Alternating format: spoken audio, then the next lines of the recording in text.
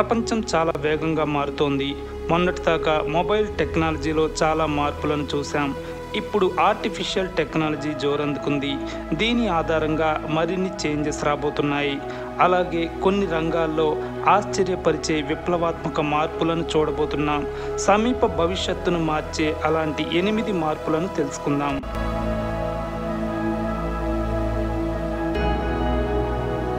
Artificial intelligence, automation వంటివి త్వరలోనే సంప్రదాయ ఇండస్ట్రీలను సమూలంగా మార్చేయబోతున్నాయి. అన్ని రంగాల్లో ఉత్పత్తి బాగా పెరుగుతుంది, ఖర్చులు తగ్గుతాయి, కొత్త అవకాశాలు పెరుగుతాయి, వాహనాలు స్వయంగా పనిచేస్తాయి. ఆరోగ్య రంగాన్ని ఆర్టిఫిషియల్ ఇంటెలిజెన్స్ నడిపిస్తుంది. ప్రతి వ్యక్తికి ఇంటెలిజెంట్ పర్సనల్ అసిస్టెంట్స్ ఉంటారు. తద్వారా వ్యక్తుల ఆరోగ్యంపై టెక్నాలజీ కంట్రోల్ బాగా పెరుగుతుంది. ఏఐ ద్వారా వైద్య రంగంలో వ్యక్తిగత ట్రీట్మెంట్ ప్లాన్స్ వచ్చేస్తాయి. ఇక ఆటోమేషన్ ద్వారా జాబ్ మార్కెట్ షేప్ ఊహించలేని విధంగా మారిపోతుంది. సంప్రదాయ ఉద్యోగాలు చాలా వరకు కోల్పోయే ప్రమాదం ఉంటుంది. అదే సమయంలో కొత్త ఉద్యోగ అవకాశాలు కూడా పెరుగుతాయి. ఈ మార్పులను ఎవరైతే త్వరగా అందుకుంటారో, ఎవరైతే తమను తాము అప్గ్రేడ్ చేసుకుంటారో వారు నిలదొక్కుకోగలుగుతారు. అలా చేయలేని వారికి పెను సవాళ్లు తప్పవని నిపుణులు చెబుతున్నారు.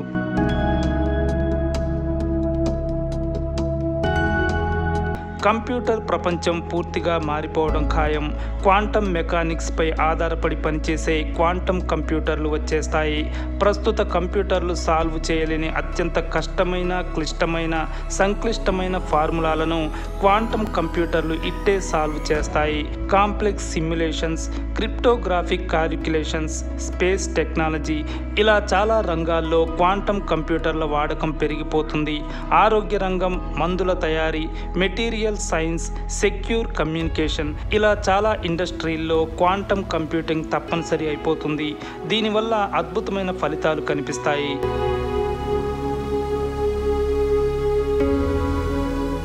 సోలార్, విండ్, బ్యాటరీ స్టోరేజ్ వంటి రెన్యూవబుల్ ఎనర్జీ టెక్నాలజీల్లో అడ్వాన్స్ మార్పులను చూస్తాం. వీటి కారణంగా మనం సంప్రదాయ ఇంధన వనరుల వాడకాన్ని బాగా తగ్గిస్తాం. బొగ్గు, పెట్రోల్, డీజిల్ వంటి శిలాజ ఇంధనాలపై ఆధారపడడం తగ్గుతుంది. ఫలితంగా వాతావరణంలో వాయు కాలుష్యం తగ్గుతుంది. స్థిరమైన ఎనర్జీ ఫ్యూచర్ని చూస్తాం. కరెంటు కొరతల వంటివి ఉండవు. దాదాపు అన్ని రంగాల్లో రెన్యూవబుల్ ఎనర్జీ వాడకం పెరిగి గాలిలో కార్బన్ డయాక్సైడ్ పర్సంటేజ్ తగ్గుతుంది. దానికి తోడు బయోడిగ్రేడబుల్ ప్లాస్టిక్, స్థిరమైన టెక్స్టైల్ వాడకం పెరుగుతుంది. ఎకో ఫ్రెండ్లీ మెటీరియల్స్ ఎక్కువగా అందుబాటులోకి వస్తాయి. రీసైక్లింగ్ కారణంగా వేస్ట్ వృధా తగ్గుతుంది. తద్వారా వాతావరణం మెరుగవుతుంది. స్వచ్ఛమైన గాలిని పీల్చే అవకాశాలు పెరుగుతాయి.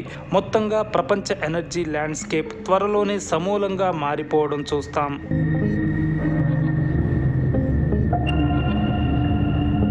మన ఆరోగ్యం, వ్యాధులు, వయస్సు, మరణం అన్నింటికీ కారణం డిఎన్ఏ.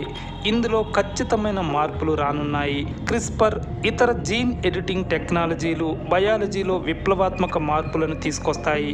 తద్వారా జన్యుపరంగా వచ్చే చాలా వ్యాధులు నయమవుతాయి. ప్రతి ఒక్కరికి జెనెటిక్ ప్రొఫైల్ తయారవుతుంది. తద్వారా అనారోగ్యాల బారిన పడకుండా చేస్తారు. ట్రీట్మెంట్స్ కూడా ప్రభావవంతంగా ఉండటమే కాకుండా సైడ్ ఎఫెక్ట్స్ బాగా తగ్గుతాయి. వైద్య ఖర్చులు తగ్గుతాయి.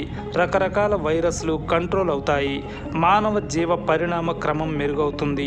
జన్యువుల్లో మార్పులు చేయగలిగే సామర్థ్యం కారణంగా హ్యూమన్ జెనెటిక్స్, బయోడైవర్సిటీలో విప్లవాత్మక మార్పులను చూస్తాం. జీవ వ్యవస్థలపై ఖచ్చితమైన కంట్రోల్ వస్తుంది. వ్యవసాయంలో నాణ్యమైన పంటలు పండుతాయి. మరిన్ని హైబ్రిడ్ వంగడాలను సృష్టించగలుగుతారు. అయితే కొన్ని రకాల మార్పులను ప్రజలు అంగీకరించకపోవచ్చు కూడా.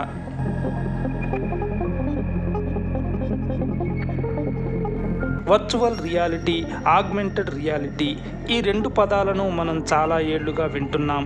ఇప్పటి వరకు వీటి ద్వారా విప్లవాత్మక మార్పులేవి మనం చూడలేదు. కానీ ఇకపై చూస్తాం. ఎందుకంటే మన ఇంటర్నెట్ స్పీడ్ పెరుగుతోంది. టెక్నాలజీని ప్రపంచ దేశాలు మరింతగా విస్తరిస్తున్నాయి.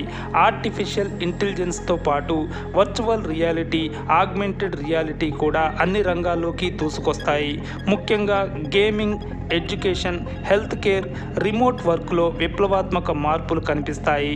ఈ టెక్నాలజీలు ఫిజికల్, డిజిటల్ వరల్డ్లను బ్లెండ్ చేస్తాయి. మన లైఫ్లో ఇన్ఫర్మేషన్ కామన్, రొటీన్, రెగ్యులర్ అయిపోతుంది. ముఖ్యంగా VR, AR అనేవి వర్చువల్ వర్క్ ప్లేసెస్ని సృష్టిస్తాయి.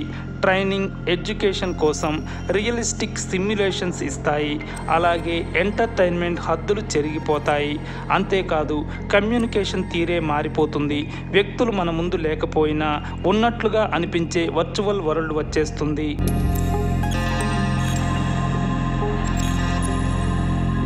రోబోటిక్స్ కూడా చాలా ఏళ్లుగా ఉన్న పెద్దగా డెవలప్మెంట్ లేదు. కానీ సమీప ఫ్యూచర్లో మాత్రం ఈ రంగం దూసుకెళ్లడం ఖాయం.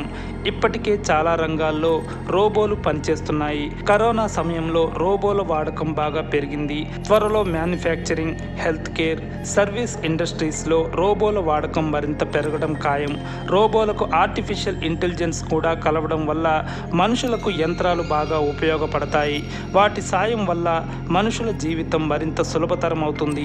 అడ్వాన్స్డ్ రోబోటిక్స్ వల్ల ఇది వరకు సాధ్యం కాదు అనుకున్నవి ఇప్పుడు సాధ్యమవుతాయి. గనుల తవ్వకం, సైనిక ఆపరేషన్లు, భవన నిర్మాణాలు, గ్రహాల అన్వేషణ ఇలా క్లిష్టమైన అంశాల్లో రోబోల వాడకం పెరుగుతుంది. ప్రమాదకరమైన ప్రదేశాల్లో మనుషుల బదులు రోబోలు పనిచేస్తాయి.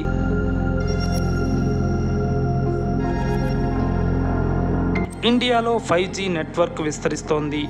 4G కంటే 5G దాదాపు 100 రెట్లు ఫాస్ట్ అని మనకు తెలుసు. దీనివల్ల డేటా ట్రాన్స్ఫర్ చాలా వేగంగా ఉంటుంది. సెకండ్కి 1 GB డేటా డౌన్లోడ్ అవుతుంది. వీడియోలు, gaming, virtual reality, augmented reality, simulations, robotics ఇలా అన్ని రంగాలు దూసుకెళ్లేందుకు 5G బాగా ఉపయోగపడుతుంది.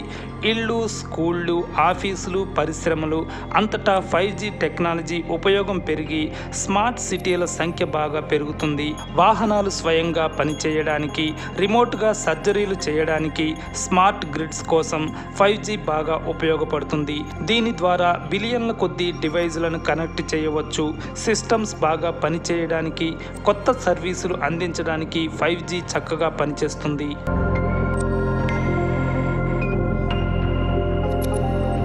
రోదసీ ప్రయోగాలు నానాటికి పెరుగుతున్నాయి. భవిష్యత్తులో మూన్, మార్స్ దాటి మరింత ముందుకు ఈ ప్రయోగాలు సాగుతాయి. స్పేస్ ఎక్స్ లాంటి ప్రైవేట్ కంపెనీలు, NASA, European space agency, ISRO వంటి ప్రభుత్వ రంగ సంస్థలు చరిత్రాత్మక మార్పులు తెస్తాయి. ఫలితంగా ఇతర గ్రహాలపై కాలనీలు నిర్మిస్తారు. అలాగే ఆస్టరాయిడ్లపై మైనింగ్ చేస్తారు. అప్పుడు మనకు భూమితో పాటు ఇతర గ్రహాలు కూడా ఇళ్లుగా మారతాయి. అంతేకాదు ఇతర గ్రహాలపై సరికొత్త నాగరికతలు ఏర్పడతాయి. అడుగడుగునా టెక్నాలజీని ఉపయోగిస్తూ మనుషులు సౌర కుటుంబాన్ని దాటి ముందుకు వెళ్లేందుకు అడుగులు పడతాయి.